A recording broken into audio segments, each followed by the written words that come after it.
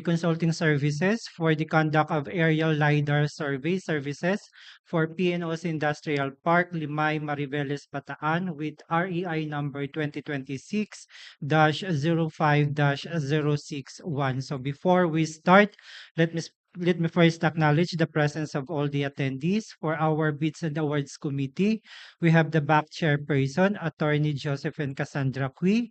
For our members, we have Attorney Arup Suyom and Miss Jennifer Racho. Then for the provisional member, we have Engineer Carleto Pena. Then for the TWG, we have Sir Leo Millanes, Engineer Kenneth Enriquez, Engineer Calvin Franz Angelo Galia. And sino pa? Then from the procurement division, we have Mr. Roderick Vergara, Engineer Aljum Latrop, Carmela Hervasio, Eugene Hinioso po, and Mr. George Mendoza. Then for our accounting attest, we have Miss Sarah Hilot. Then for our witness from the IAO, we have Ma'am Gina Manalo. Then we have Ma'am Veronica. Also acknowledging the presence of our observer from the uh, Commission on Audit, Ma'am Veronica Rivera. Good morning, ma'am. Then we also have representative from our shortlisted consultants. We have representative from EBDC, Geotechnical Engineering Consultancy. We have Mr. Dan Carlo Fajardo and Mr. Vincent Abrigo. Good morning, sir. Then we also have representative from Smart Geo. We have Engineer Maria Joanne Balaga. Good morning, ma'am. In the presence of 4 out of 5 members of the Bids and Awards Committee, we have the right and proper quorum to conduct this activity, Madam Chair.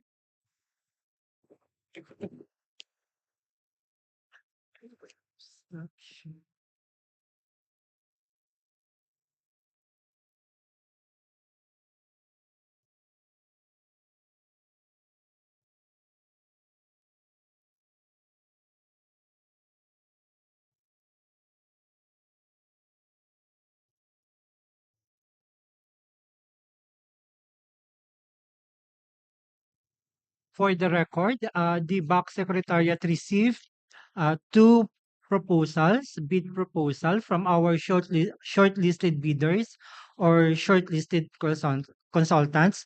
First, we have the bid proposal of Smart Geo Surveying and Geomatics received on July 30, 2026 at 10:41 a.m.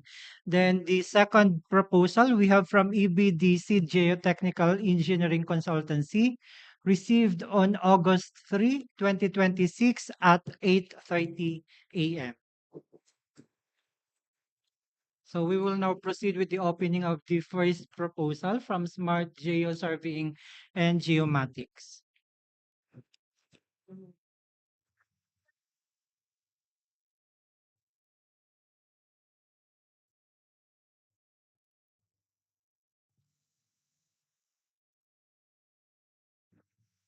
Smart Geo.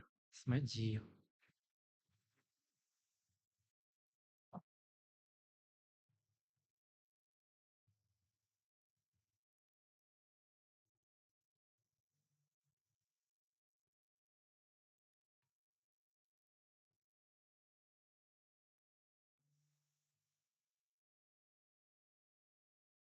So before we open the bid proposal, we would like to confirm from the representative, Engineer Balaga, if this is the bid proposal that was submitted and no sign of tampering or premature opening. Engineer?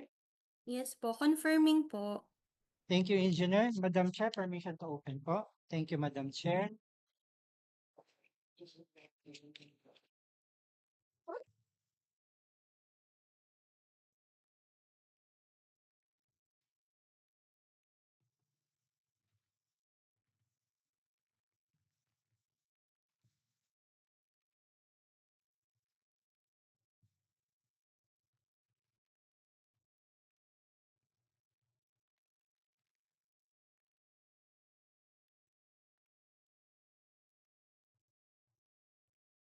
Uh,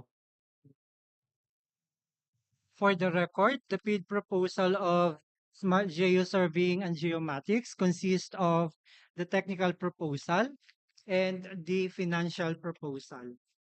Setting aside the financial proposal,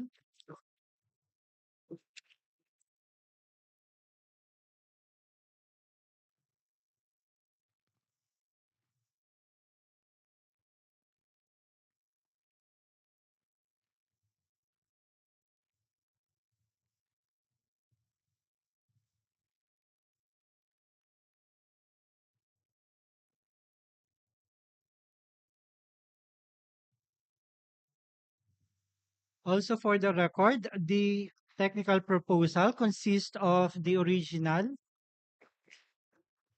the copy number 1, and the copy number 2. Setting aside copy number 1 and copy number 2,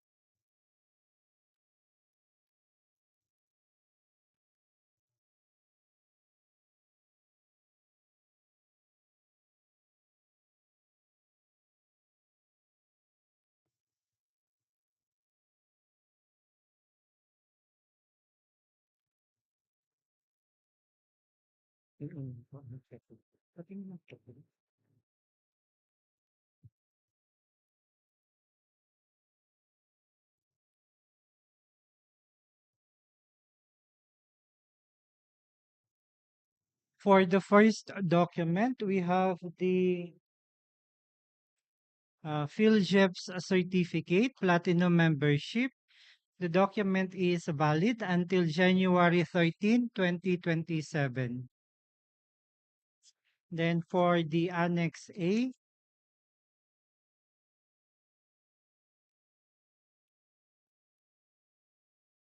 for the SEC certificate, registration date is January 6, 2017. For the mayor's permit, expiration date is March 12, 2027. For the tax clearance, expiration date is May 4, 2027. For the audited financial statement, date of filing is May 18, 2026. For the PCAB license, not applicable. So we'll proceed with the technical documents.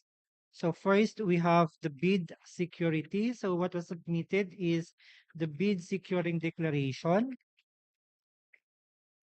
So the document is specific to the project and the document is signed by the authorized representative, Ms. Engineer Hipolito, and the document is notarized. The next we have the organizational chart. So content of which will be subject to further evaluation. The next we have the completed contracts. The document consists of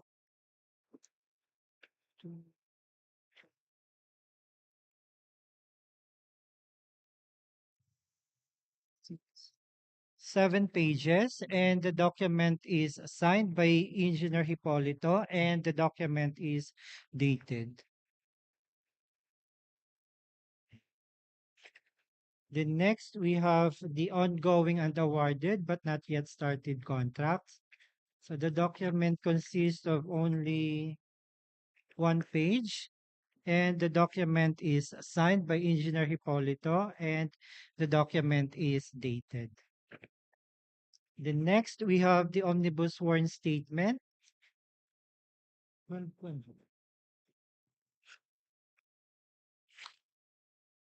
So the document is specific to the project. Number 9, letter D. And then consists of 12 declarations, and the document is signed by Engineer Hipolito, and the document is notarized. Then attached is the authority of signatory in the form of partnership resolution authorizing Engineer Hipolito as the authorized representative of the partnership. The document is signed by all the partners and the document is notarized.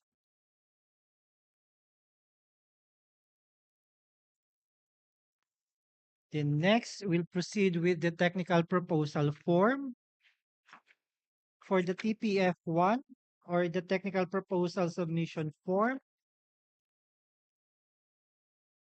The document is addressed to the procuring entity, the PNOC, and the document is signed by Engineer Hipolito. Then next, we have the TPF2 or the consultant's reference. So the document consists of four,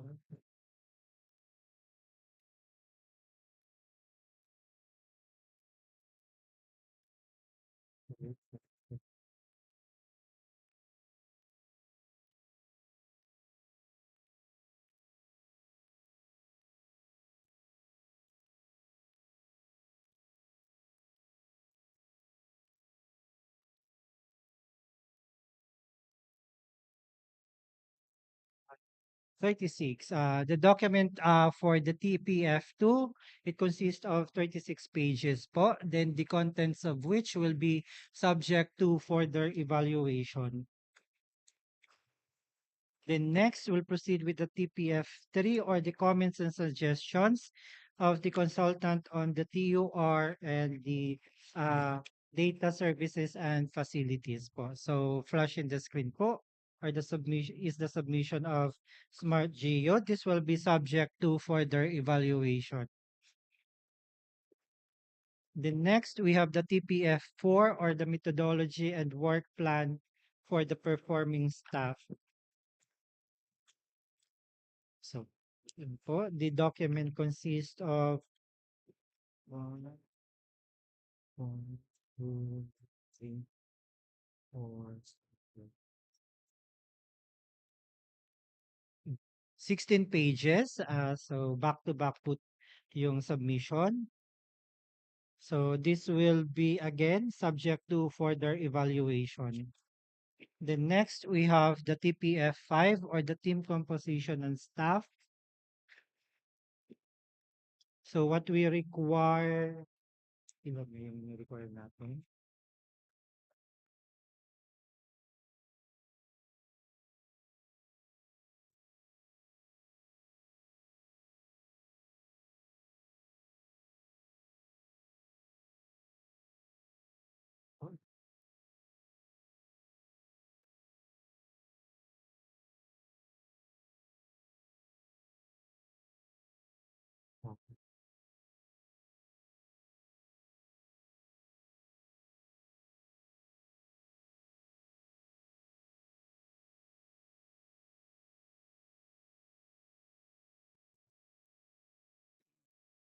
So the composition of the team consists of the project manager, the survey team leader, the LiDAR and data processing, the LiDAR and data processing po, so dalawa.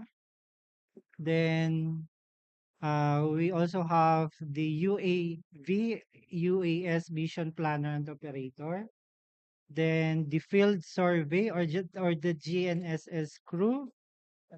So tatlong submission po, proposed staff. Yun lang lahat.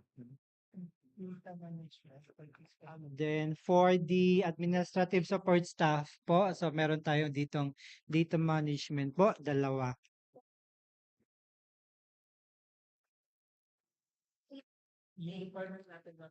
Eight.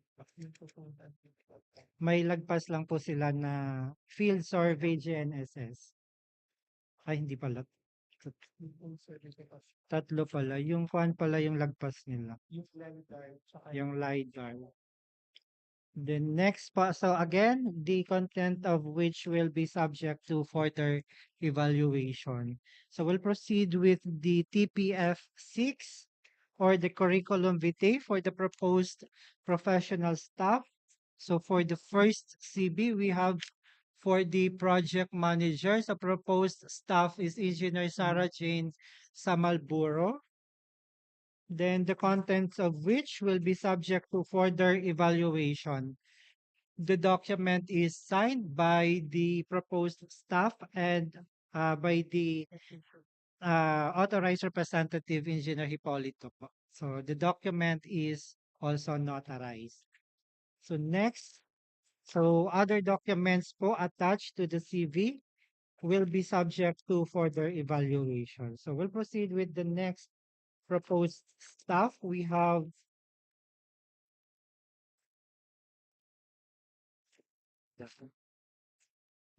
for the survey team leader. So proposed staff is Engineer Jerome Hipolito.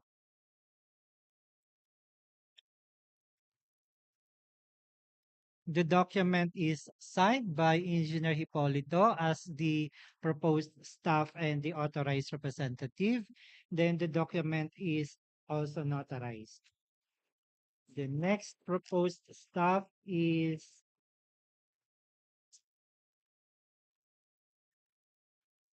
for the LiDAR and data processing specialist. So proposed staff is Engineer Sheila May F. Santillan. Then the document is signed by Engineer Santillan and Engineer Hipolito. Then the document is again notarized. So next we have so we'll proceed with the other proposed stuff po since isa lang naman yung kailangan for the LiDAR. So this will be again subject to further evaluation. So for the next required proposed stuff, we have for the data management specialist, Engineer Annalyn Masarati. Isa lang ba? Kailangan. So the document is signed by Engineer Masarati and Engineer Hipolito, and the document is notarized. The next po, we have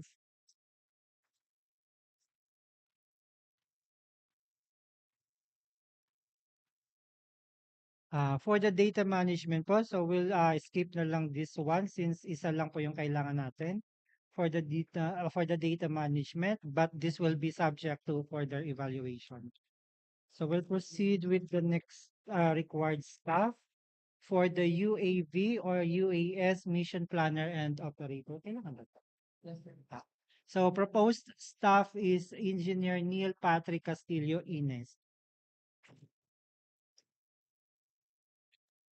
Then the document is signed by Mr. Ines and Engineer Hipolito, and the document is also notarized. So next, we have the field survey or the GNSS crew. So for the first proposed staff, we have Engineer Wilbert Ian M. San Juan. And the document is signed by Engineer San Juan and Engineer Hipolito, and the document is notarized. Then for the next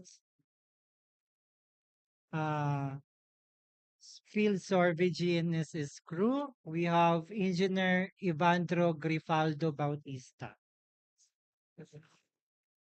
Then the document is signed by Mr. Engineer Bautista and Engineer Hipolito, and the document is notarized. Then for the last GNSS crew, we have Engineer Kendrick Bartolome. Again, the document is signed by Engineer Bartolome and Engineer Hipolito. And the document is notarized. So that's all for the TPF6. We'll proceed with the TPF7 or the time schedule for professional staff. So flash in the screen po is the submission of Smart Geo. This will be subject to further evaluation.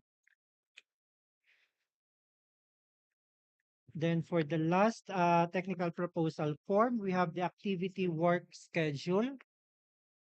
So again, this will be subject to further evaluation. So that concludes the technical proposal submission of Smart Geo Surveying and Geomatics po. So based on the required documents, Smart Geo submitted all the documents required for the technical proposal po. So we'll proceed with the next submission from ABDC.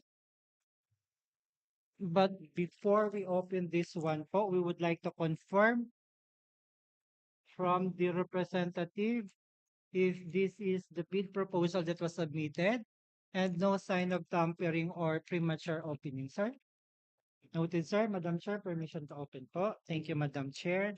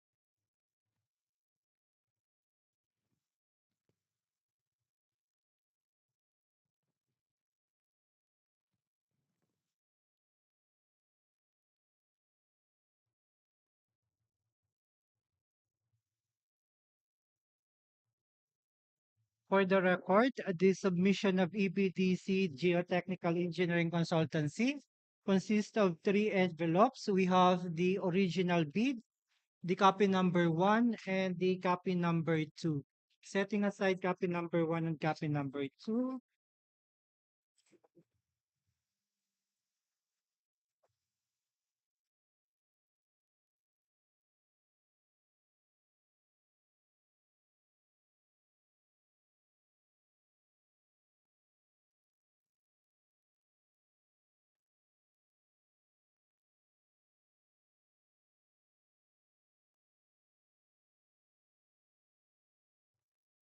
also for the record, the original bid of ABDC consists of two envelopes. We have the original technical proposal and the original financial proposal. Setting aside the original financial proposal,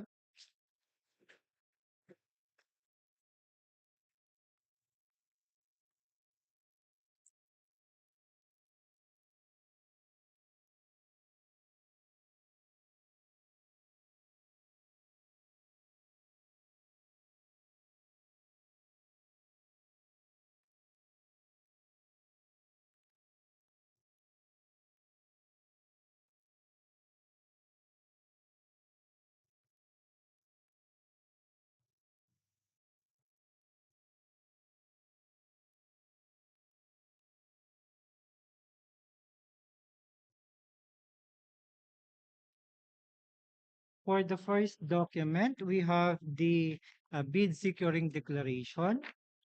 The document is specific to the project and signed by the authorized representative or the proprietor or owner of the company, Mr. Edgardo V. De la Cruz, and the document is notarized. The next, we have the organizational chart for the contract. So this will be subject to further evaluation. The next, we have the statement of completed contracts. The document consists of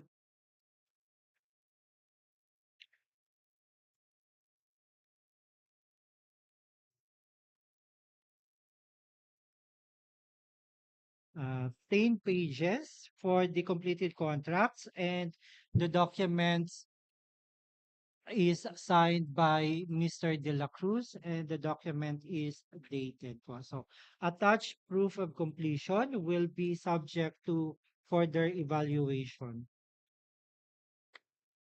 The next, we have the statement of ongoing and awarded but not yet started contracts. The document consists of only one page, and the document is signed by Mr. De La Cruz. Then also attached are the notice to proceed and the contracts. This will be subject to further evaluation. The next, we have the omnibus sworn statement.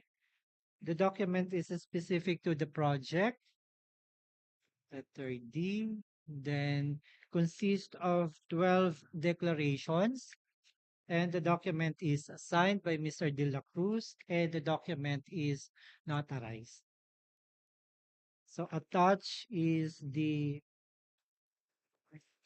for the authority of signatory po, not applicable since yung pumipirma po natin is yung owner po or yung proprietor po ng company. So also attached is the certificate of fieldship's registration valid until May 28, 2027 po. So we'll not proceed with the details of the Annex A since this is not part of the checklist in part 2. So we'll proceed na lang po with the technical proposal submission form or the TPF1. So again, the document is addressed to the procuring entity, PNOC, and the document is signed by Mr. De La Cruz. The next, we have the consultant's references of the firm. So the document consists of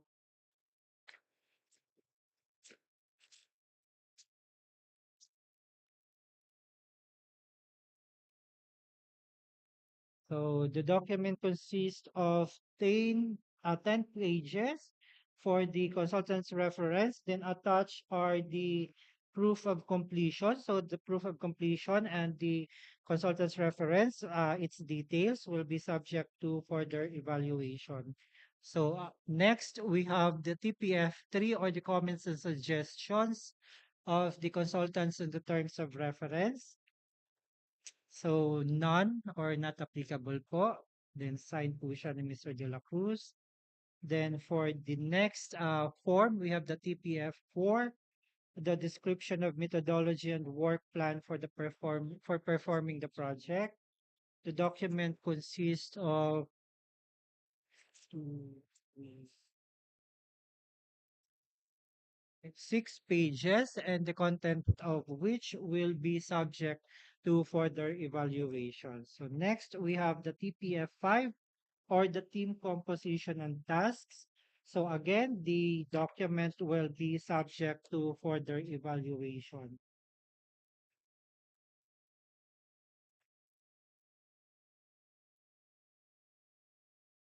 So for the proposed staff po, we have the project manager, the Sorbit team leader, the LiDAR and data processing specialist, the data management, the UAV, UAS mission planner and operator, and the 3 GNS crew or field survey crew. So complete po siya. So the document is signed by Mr. De La Cruz. Then next, we have the TPF6 or the curriculum vitae for the proposed staff. So first, we have for the project manager, engineer Bonifacio El Comandante po the third. So again, the content of the CV will be subject to further evaluation. And the document is signed by Engineer Comandante and Mr. De La Cruz. And the document is notarized.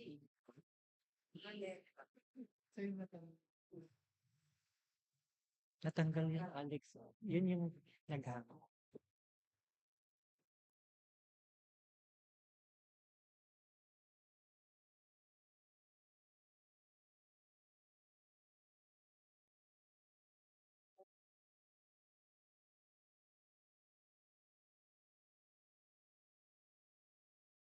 Ayan.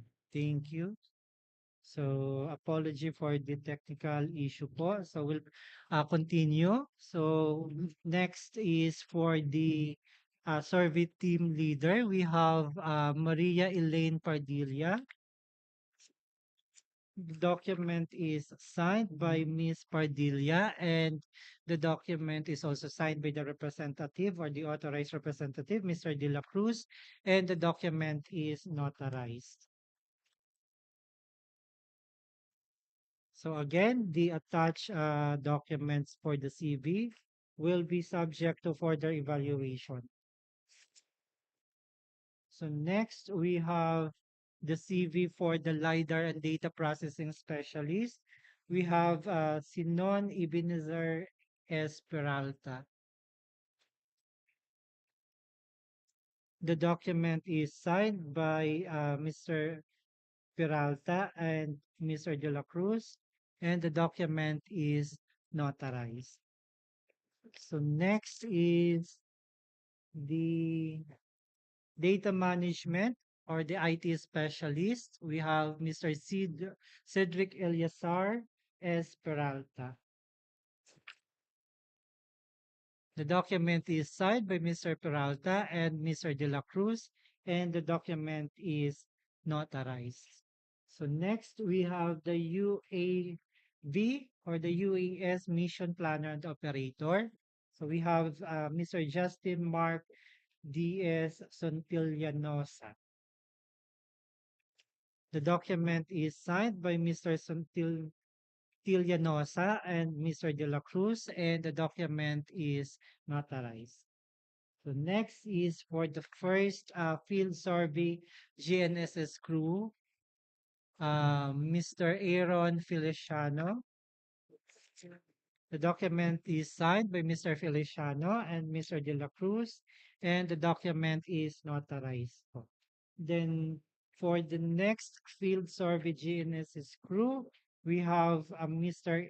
Erwin F. Valdez. The document is signed by Mr. Valdez and Mr. De La Cruz, and the document is notarized. So for the last field survey or the GNSS crew, we have Mr. Carl Justin Patricio. The document is signed by Mr. Patricio and Mr. De La Cruz, and the document is notarized. So next, we have the TPF7 or the time schedule for the professional personnel. So po siya, flash in the screen po is the time schedule. So this will be subject to further evaluation. The document is signed by Mr. De La Cruz. And for the last form, we have the TPF8 or the activity or work schedule. So this will be subject to further evaluation. The document is signed by Mr. De La Cruz. So that concludes the technical proposal submission of EBDC Geotechnical Engineering Consultancy. So based on the checklist of the required documents po, EBDC also submitted all the required documents for the technical proposal of this project po. So, Madam Chair, for evaluation. Yes, sa TWD. Yes, ma'am. So, yung next, kailan schedule? 10, no? 10. 10. So the schedule po based on the bidding documents, the opening of the financial proposal will be on August 10 po. If ever po matapos si TWG po for the evaluations.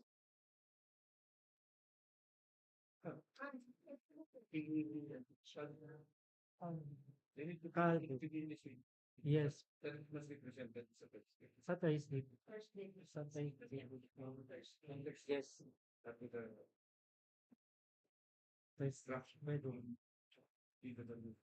Okay po. So we would like to inform the two shortlisted bidders or consultants that your submissions passed the technical proposal requirements. So your submissions will be subject to a detailed evaluation by the technical working group. Then if ever po uh, favorable po yung or papasa po kayo doon sa technical proposal form based on the evaluation of the TWG. The schedule for the opening of the technical or the financial proposal will be on August 10 po. Same time, 10 a.m. po. So, we also would like to remind everyone or the shortlisted consultants po that the no contact rule will now take effect until the submission po or the notice po from the Bids and Awards Committee for the opening of the financial proposal po. So, wait niyo na lang po yung BAC Secretariat, mag-i-inform po sa inyo regarding po sa opening. If ever papasa po kayo, so we'll proceed with the opening of the financial proposal. Pag hindi po, so we will just issue a notice of disqualification po, and you have 3 calendar days to file for your request for reconsideration. So thank you po for attending. So, to all attendees po, thank you for attending this opening of the technical proposal for the consulting services for the conduct of aerial LiDAR service for PNOC Industrial Park, Limay, Mariveles, Bataan po. So, thank you, Engineer Balaga. Thank you, sir. Thank you po. Ma'am Veron po, thank you. Thank you po. Permission to leave the meeting.